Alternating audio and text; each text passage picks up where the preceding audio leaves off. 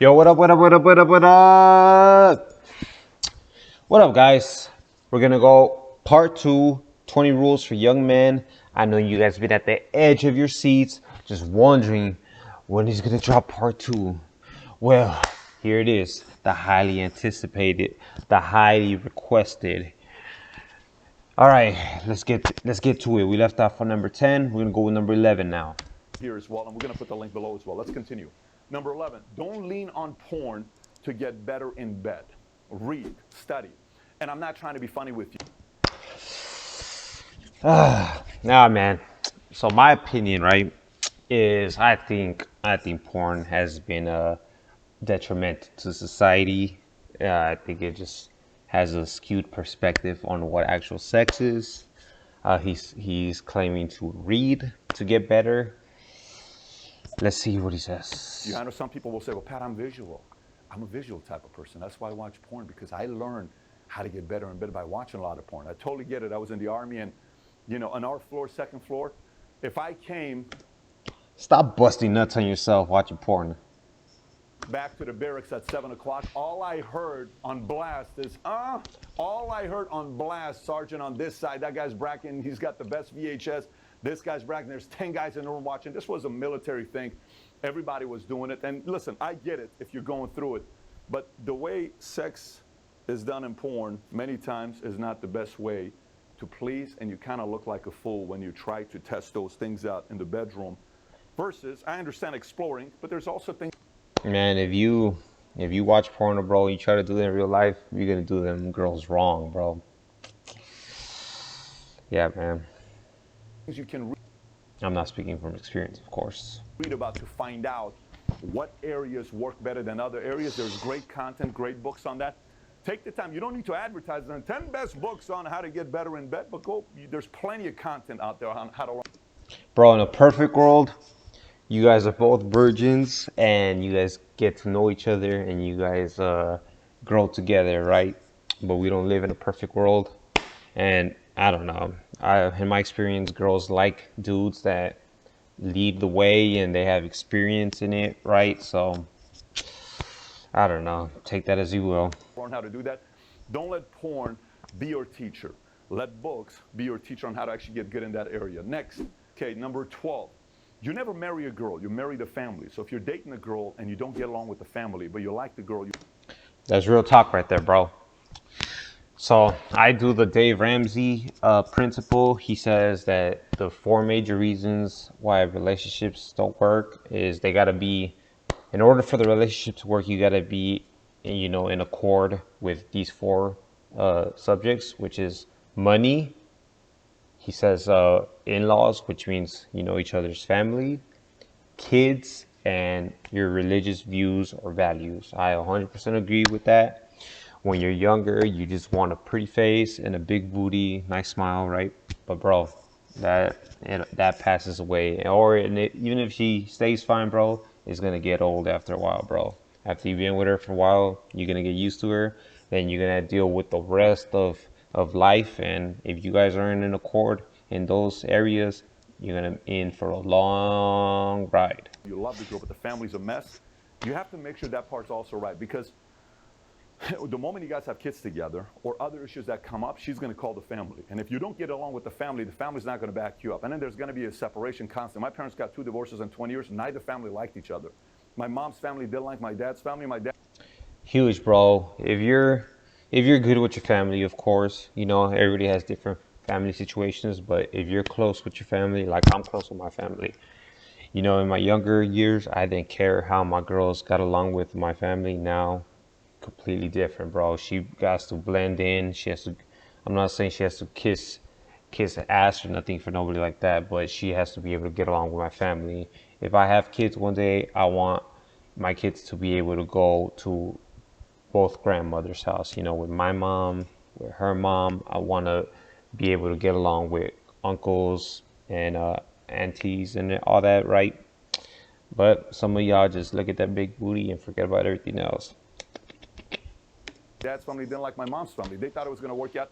Didn't work out. So always remember, if you're dating a girl and if it's somebody you want to be with long term, make sure you kind of like the family as well. And if maybe you don't like the family because they don't know yet, or maybe you don't. Another thing, look at her mom. That's how she's gonna end up, bro. Whatever size the mom is, how the mom acts, you better look at that. 99% of the time, they're gonna end up just like the mom. And then later, don't be crying later if you saw these red flags and you just ignore them. You're just worried about busting them nuts. Like them because you don't know them yet. Create that opportunity to get to know each other. But if there's not a connection there, you're probably going to end up having a problem with these guys for a long time. So be patient with it. Stay strong. Don't give up, but strive to find out learn more about the family. And if it doesn't work out, it's going to be problems in the future. Number 13, don't complain. You seem helpless. 80% of people, quite frankly, don't care you have problems. Yeah, man, nobody wants to hear that shit. Especially if you got a dick and balls in between your legs, bro. You better eat that up, bro. If you got close friends, close guy friends, to them, you guys could relate. You could tell them some of your problems and all that, or you go see a therapist. There's no shame in that. I've gone to see a therapist, helps tremendously. But don't be complaining to your girl or at work, stuff like that. You men, we want you as a man. You just got to get shit done. All right, you better learn how to work through your problems and everything. Don't be complaining. Nobody wants to hear it, bro. 20% of people are kind of glad you do have problems. You have friends and family that are glad that you have problems. When you're always complaining, it's an unattractive quality because what you're telling the world is, I'm helpless. I'm helpless. I don't know how to help myself. Please, oh my gosh, what do I do? Don't complain constantly. It's a weak. No sympathy out here, bruh. If you got good friends, they're gonna pull you up and give you good advice and everything. But nobody wants to always deal with somebody that has problems, right? I know it's jacked up, and I know I've dealt with depression before and stuff. But you gotta get out of it. If you don't get out of it, nobody's gonna help you out. Which kind of sucks because when you're down, you want people to help you out, but there's only so much people could do. Weak move, you seem helpless. It doesn't mean you don't talk to your peers and say, I'm dealing with something, I'm struggling with something. I'm not telling you to internalize it and not be vulnerable and talk to your peers. But if you're always complaining around other people, it's a very, very weak move on your end. Number 14, be impressed by the right things that matter. A lot of times, people will be impressed by the wrong things. Oh, this guy's got nice jewelry. This guy's got nice this. This guy's got nice cars. This guy's got nice that. Don't get me wrong. Yeah, bro. All that material stuff, garbage, bro. When you're your early 20s or early teens, you get impressed by people, riding around in Beamers or Mercedes, or when they got the chain and the watch on, or, dressing in nice clothes and all that, bro. But just because they got all that doesn't mean their finances are straight. If you ask me, if you're making like 40, 50 G's a year, what are you doing with a Beamer? That's more than what you make in the year. Get your finances right. It ain't all about the flash. It's about substance. I like the Ferrari. I like the Lambo, the Rolls Royce. I've had all those exotics. I like all of those things. But what impressed me is, wow, this guy's had 100 people that have been working with him for 50 years. Why? What does that say about this guy's character? What do you do to keep? Another thing, character and values. That's what really matters. Don't look at what the person is wearing, what he's driving. Look at how that person is. That's what really matters. At the end of the day, bro, that's what matters. That See if are they gonna be with you when things get hard? Because life gets hard. Are they gonna fold, or are they gonna stay strong? So you gotta look at the person. Don't worry about what kind of material stuff they got, bro. All that's fake anyways. Keep people that long? Wow, this guy's kids love him and want to be around him all the time. What is he doing? Wow, look at this person. He's so disciplined. The way he talks to waiters and waitresses. I like to be impressed by those things. The other stuff is ancillary stuff that you'll get if you become successful. When you become impressed by that, you also become a man. Bro, another huge thing, people always say this, but look at how people treat other people around you. Cause however they treat other people around you, just because they're good with you right now, eventually if you see them snapping on people or talking crap to people or talking behind their backs, they're gonna do the same thing about you. So always look how people treat everybody around them, especially those that are below them in whatever social status or whatever. How they treat them, sooner or later that's going to be you they're going to talk to like that. of character, and eventually that's going to serve you in many different aspects of life. Number 15, when coming across a successful person, don't talk too much. Ask. Don't talk too much. You know, a lot of times, like, well, let me tell you, oh my gosh, you're my hero. Oh my God, oh, you won't even understand. It's like, very simple. Hey, love your story. Very impressed what you've done. I appreciate you. You mind if I ask you a couple questions? Yeah. When you were my age, what was the biggest struggle you had? Ask questions, because that person's going to walk away saying, wow, that guy's very inquisitive. That guy's asking questions. Who is that guy? I think that guy's going places. Versus the other guys that are just talking. The person that asks the question, the other person walks away saying, I'm impressed by that person. Don't got much to add there. Okay, ask questions. Number 16, have a memorable style. I'm not telling you to wear a suit, but if that's your style, wear it. Yeah, I'm not telling you to wear white shirts or whatever, but have a unique style about yourself. If it's a hat, wear that hat. If it's certain glasses, wear it. If you have a certain shoe or certain way you do things, have a memorable style, because when people see you, they're going to say, man, every time I see that guy's got style. Your style. Figure out what your style is and make it memorable. Next, 17. It comes with time, but you know how they say first impressions are everything. You know, dress to impress if it's your business, you know. Don't feel guilty for being ambitious. I remember I would talk about my dreams, and some people are like, man, you know what? Whatever. I mean, who cares about this and who cares about this? I'm like, yeah, you're right. You know, it's like, I'm like, wait, what am I doing? No. I'm ambitious. This is who I am. I'm wired this way. I'm not going to apologize for this. Be proud if you're ambitious. Don't apologize if you have big ambitions in life. Number 8. Yeah, man, if you know what you want to go after, don't let other people get in your ear and tell you, oh, don't do this or do that. If you know it's the right thing for you, go at it, man, because people are just going to try to make you doubt yourself. So forget them and do what you got to do.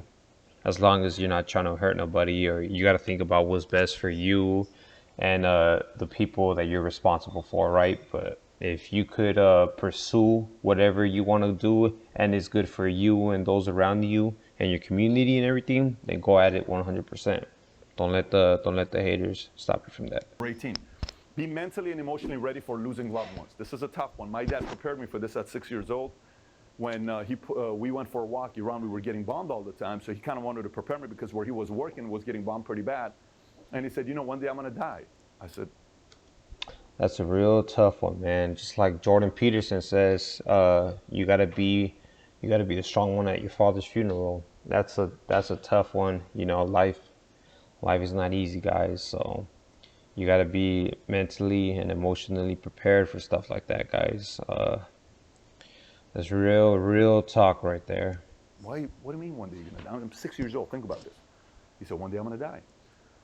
I said, Dad, I don't want to talk about this. He says, one day I'm going to die, and you have to be happy about it. I said, I'm not going to be happy about it. You're my best friend. What do you mean you're going to die? He says, no, one day I'm going to die, and you have to know, at least you had those amount of... That's why when you're spending time with those you love, stay present with them. Just pay attention to them. You know, we're all get on our phones when we're with people we love.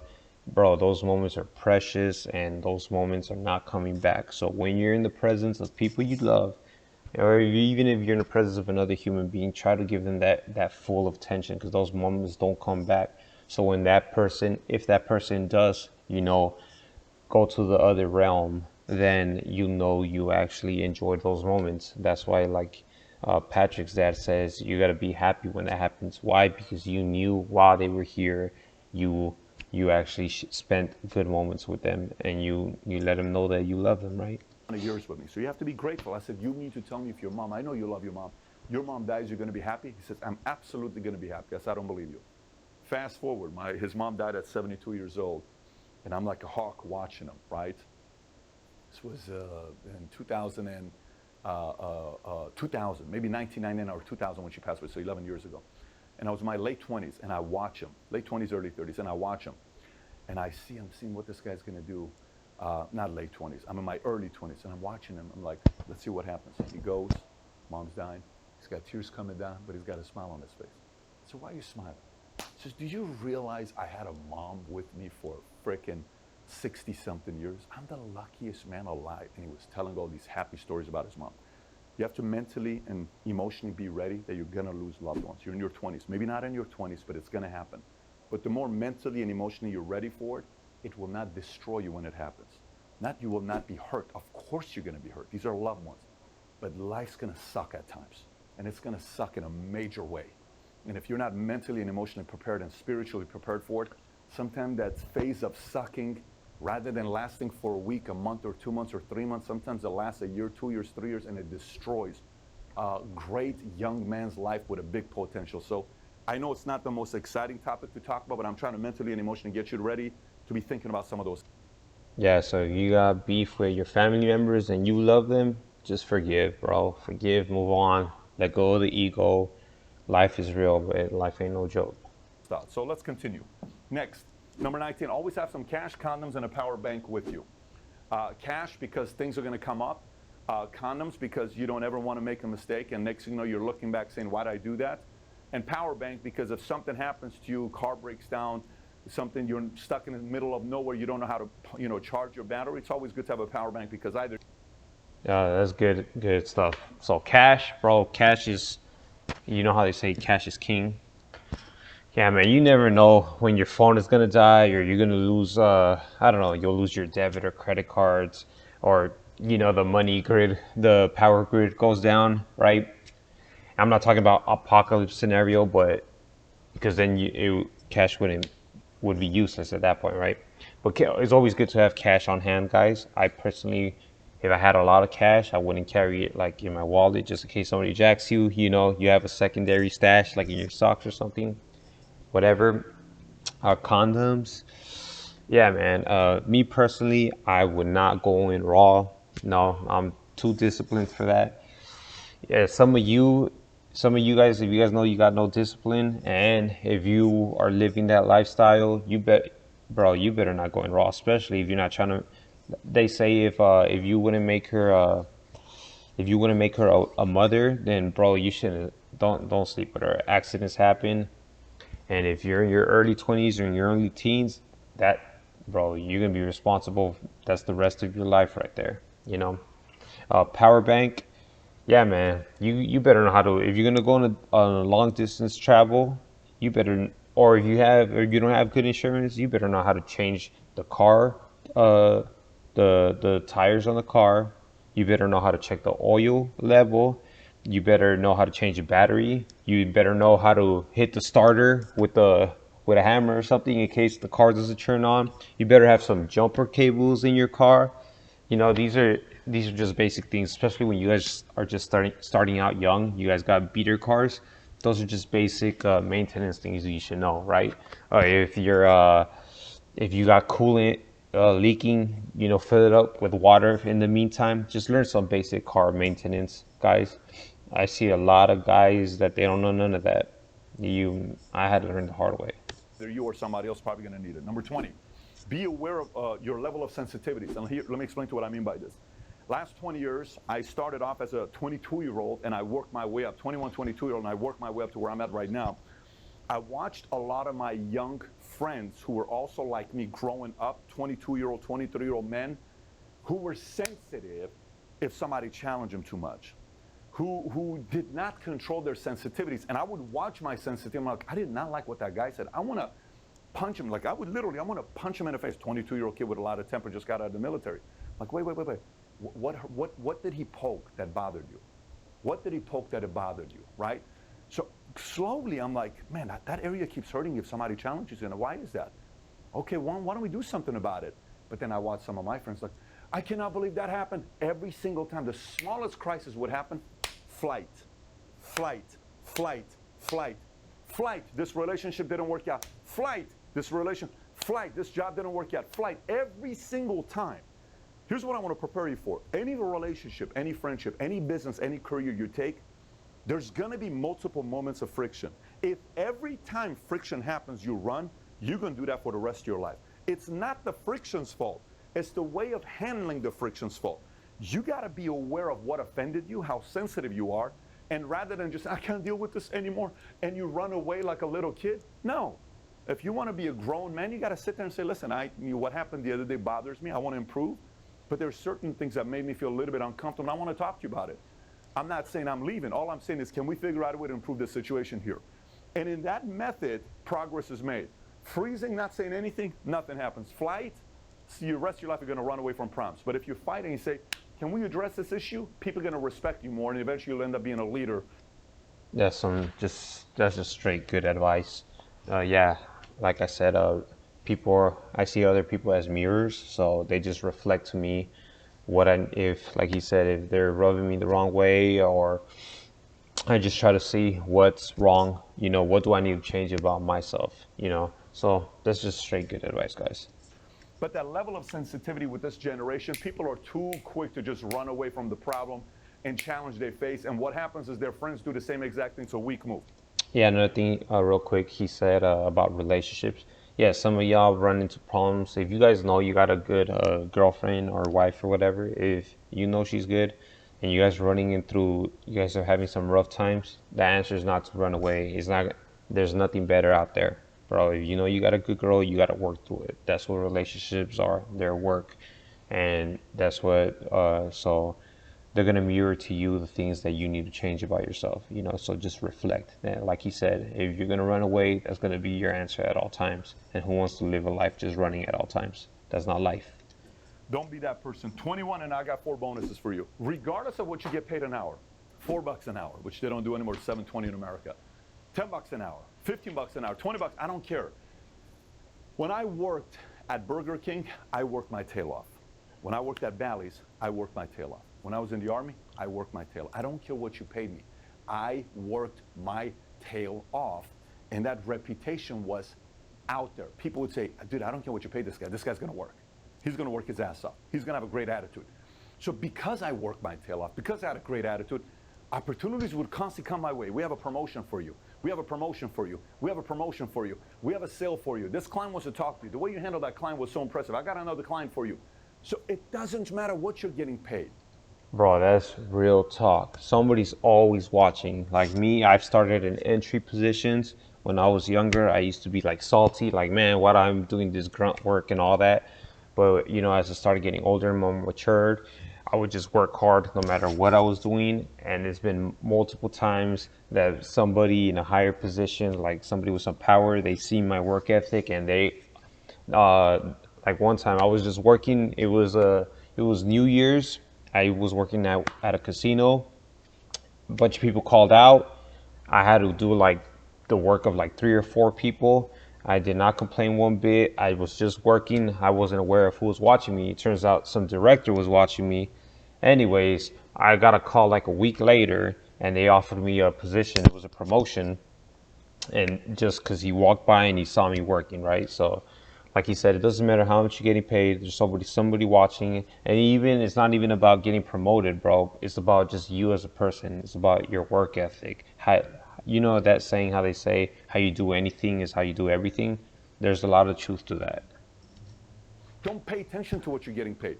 Pay attention to your effort. Pay attention to your attitude. You will be amazed by the amount of opportunities that come your way. So that's 21 rules for you. But all right, fam. So that's it for that.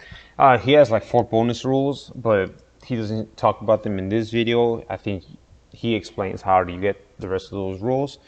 But that's my little interaction with you guys about the 20 rules for young men. Like I said, I just like watching some videos, and I like to have some interaction with you guys. Show me some love. Let me get a subscription. Let me get some comments. Come on. Send me an email. I put my email right there. But yeah, I hope all of you guys stay blessed, and I'll see y'all soon.